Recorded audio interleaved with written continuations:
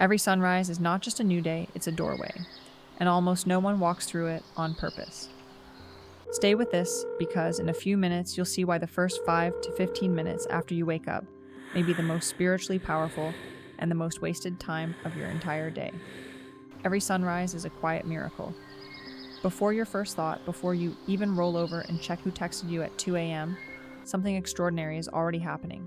Your soul is returning from its nightly journey through subtler realms, sliding back into the body like a diver coming up from deep water. Edgar Cayce called this the hour of divine attunement, a slim window when your soul is still close to the realms it visited in sleep and more open to guidance, healing, and direction. Dr. Joe Dispenza might describe it as the alpha-theta bridge, those few minutes when your brain is still dreamy, unarmored, and incredibly impressionable.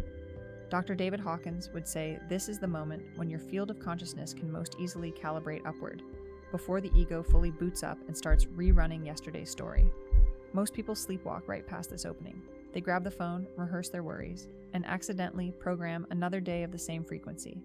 But if you learn to use this hidden morning code, with the kind of simple practical steps Cayce outlined, it can rewrite not only your mornings, but the baseline vibration of your entire life. And in the next parts, that's exactly where we're going, into the 8 specific keys Cayce gave for turning those first fragile minutes after waking into a daily doorway for awakening.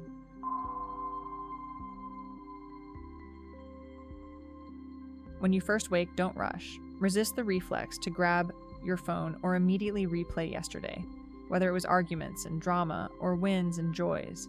Stay suspended for a moment between dream and daylight, like a surfer balancing right on the edge of a wave.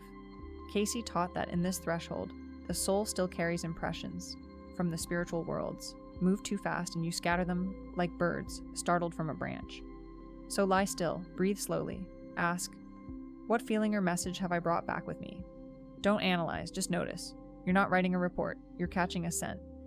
In this state, the brain drifts between theta and alpha waves, where the subconscious and the superconscious meet, like 2 oceans touching.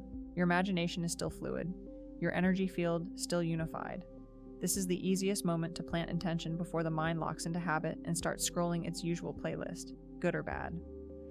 It is, quite literally, the space between worlds, where spirit re-enters matter and you get to decide what kind of day your soul is about to live in. Before your feet touch the floor, choose your frequency. Not your schedule, not your outfit, your frequency. Cayce called this setting your spiritual ideal. It isn't a to-do list or a Pinterest affirmation. It's the quality of consciousness you're volunteering to serve today. Say quietly in your own words, something like, let love move effortlessly through me to life. Let truth guide my mind and heart. David Hawkins taught that every thought either strengthens or weakens your field. There is no neutral. When you begin with an ideal anchored in love, courage, or service, your entire day starts to unfold inside that vibration, the way a song unfolds inside its key. Dispenza and other neuroscientists would say you're literally wiring that intention into your brain and body, using neuroplasticity to your advantage. As you hold the emotion of that ideal for even 30 seconds, gratitude, compassion, peace, your limbic system, prefrontal cortex, and autonomic nervous system begin to sync around that state, teaching your cells what reality to expect. You're not passively hoping for grace to show up. You're actively tuning yourself to it, like a radio locking onto a higher station. Now rise slowly and drink water, not just as hydration, but as a quiet sacrament of energy. Cayce insisted that water is the body's most direct conductor of life force. He even said that the spirit is carried through the bloodstream. Science notes that the brain is roughly 73% water, and its electrical signals move through ions dissolved in that fluid landscape. So what nourishes your water literally nourishes your consciousness. Dispenza and other researchers add that water appears to respond to coherent intention, organizing more harmoniously in the presence of focused, elevated emotion. So pause before you drink, bless the water. Let gratitude move through your hands into the glass. Whisper something simple like, may this light cleanse and prepare this temple. When you drink with awareness, you're not just taking a sip, you're reminding every cell in your body that it belongs to the sacred. Edgar Cayce said, the soul's vibration is dulled by congestion. He meant that spiritual awareness struggles to flow through a body that is clogged, tense, or backed up with yesterday's leftovers, physical or emotional. Morning is the body's natural time for elimination of waste, of old hormones, of stale energy your system has finished processing overnight. So don't rocket launch from bed straight into busyness. Drink warm lemon water, stretch your abdomen gently, and breathe deep into the belly. This is not about vanity, it's about resonance. As Hawkins emphasized, higher levels of consciousness require integrity at every level, physical, emotional, and spiritual. When you release what the body no longer needs, you literally create space for light and life to circulate more freely. Think of it as opening the windows in a house before you begin sacred practice. Now, let the body move. Not for calories, metrics, or revenge on last night's dessert, but for coherence. Cayce gave specific spinal exercises because he saw the spine as the tree of life, the living conduit through which spirit animates flesh and carries the currents of consciousness up and down the body. Stand tall. Roll the shoulders back. Let the breath lengthen the spine like a golden thread rising upward. Circle the neck gently, twist side to side, fold and rise. Each movement is a quiet mantra. I am awake in this body. You're not trying to look a certain way. You're simply inviting life to flow where it has been stagnant. Dispenza and modern researchers explain that when the body moves rhythmically with conscious breath, it synchronizes heart and brain, creating measurable electromagnetic harmony. This is the same state monks enter through chanting and yogis through asana, a coherent, ordered field where intuition, healing, and insight come more easily. Movement becomes prayer in motion, matter remembering it is, at its core, light. Now the body is open. Enter stillness. Cayce said that prayer is speaking to God while meditation is listening. So begin with a simple prayer of dedication, something like, use me today as a channel of blessing. You're not trying to impress the universe, you're just giving it permission. Then listen. Let your attention rise slowly up the spine, one energy center at a time, until it rests at the crown, and then gently settle it back into the heart. No striving, no complicated visuals, just awareness resting in awareness. If the mind wanders, that's fine. Each return is part of the practice.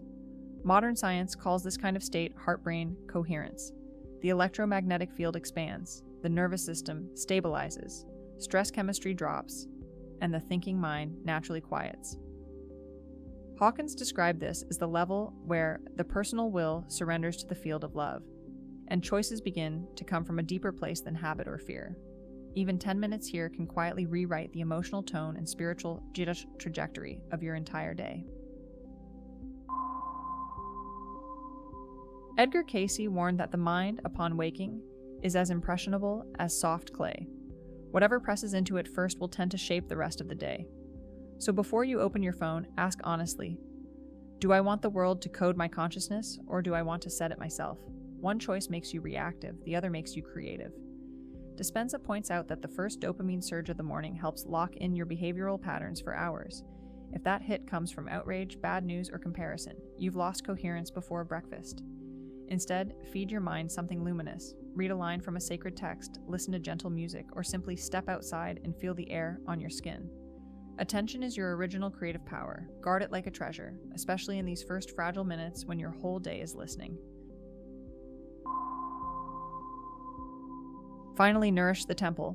Cayce's dietary guidance was simple. Fruits in the morning, light grains, fresh foods, as close to their natural state as possible. But what mattered most was not the menu, it was the spirit of eating. He said, give thanks not because it is duty, but because gratitude opens the body to the rhythm of God. So sit, breathe, taste. Let each bite remind you that you are part of a living earth, feeding its own cells. Dispenza would say you're programming the body with emotional chemistry. If you eat in hurry or stress, you anchor survival. But if you eat with presence and appreciation, you anchor creation. Food is condensed sunlight, so eat it as light and let your meal become one more quiet prayer your body understands. These 8 steps aren't rules, they're rhythms. Edgar Cayce called them a pattern of attunement, a way to keep the soul and body vibrating in harmony, like an instrument that's tuned a little tighter each morning. You don't have to perfect them, you just have to practice, because each morning you rise, you're being invited again to remember you are not merely a body waking from sleep, you are consciousness returning to form. Hawkins said that spiritual evolution is the undoing of resistance. Each small act of awareness peels away one layer between you and God. Dispenza would describe the same process as repatterning the nervous system into coherence, teaching your brain and body to live in a new baseline of peace and power. Cayce would simply smile and say, "You are attuning to the Christ within." So tomorrow, before the world rushes in, pause, feel the bridge between night and day. Drink your water with reverence, move like prayer, listen like love, and watch what happens when you begin each morning as the soul you truly are. Which of these 8 keys speaks most to you today? Share it in the comments. Every heart helps this light grow.